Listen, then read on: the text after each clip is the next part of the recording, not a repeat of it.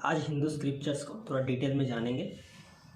तो स्टार्ट करते हैं कि जैसे अगर हम लोग कोई सब्जेक्ट्स को पढ़ना चाहते हैं जैसे फिज़िक्स, केमिस्ट्री, मैथ, तो उसके लिए हम लोग टेक्स्ट बुक्स का सहारा लेते हैं। लेकिन हमें अगर गॉड के विषय में पढ़ना हो, अगर हमें जितने हमारे इंडियन कल्चर के जितने भी देवी देवता हैं उनके विषय में पढ़ना हो तो फिर हम लोग कहाँ से पढ़ें। तो इस तरह की किताबें जो लिख रहा हो वो ज़रूर गॉड को जानता है, क्योंकि हम लोग को ट्रस्ट इशूज़ होते हैं तो हमें ट्रस्ट करना पड़ता है कि जो लिख रहा है वो सही है या नहीं। तो ऐसे भी कोई किताब होते हैं जिसे हम लोग पढ़ सकते हैं, तो ऐसा होते हैं। तो वो किताबें हैं वेद।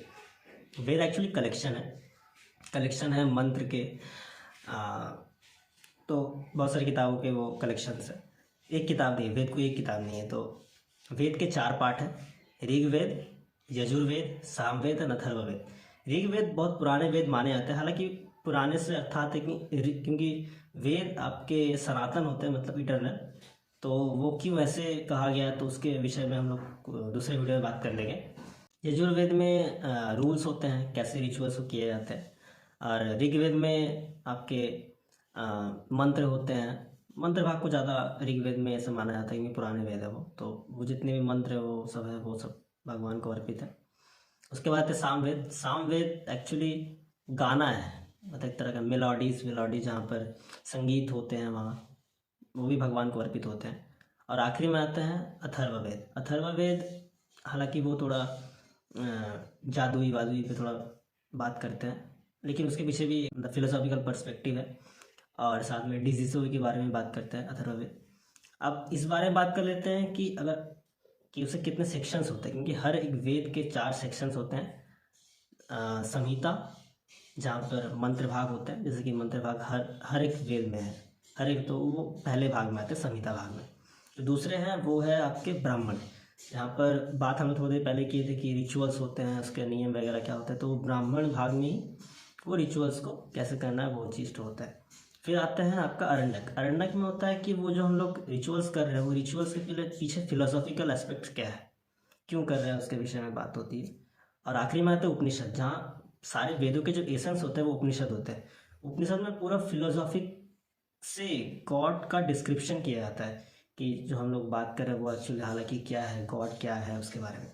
अब वेद के पढ़ने के जो रूल्स वगैरह होते हैं, क्योंकि वेद संस्कृत में होते हैं, तो अलग ही एक ये है सब्जेक्ट जिसे कहते हैं वेदांगस। वेदांगस में 6 टाइप्स है, जहाँ पर पहला है शिक्षा। शिक्षा बात करती है कि हमें वैदिक मंत्र को कैसे उच्चारण करना है। फिर आता है कल्प। कल्प होते हैं कि रिचुअल्स को करने के रूल्स क्या है।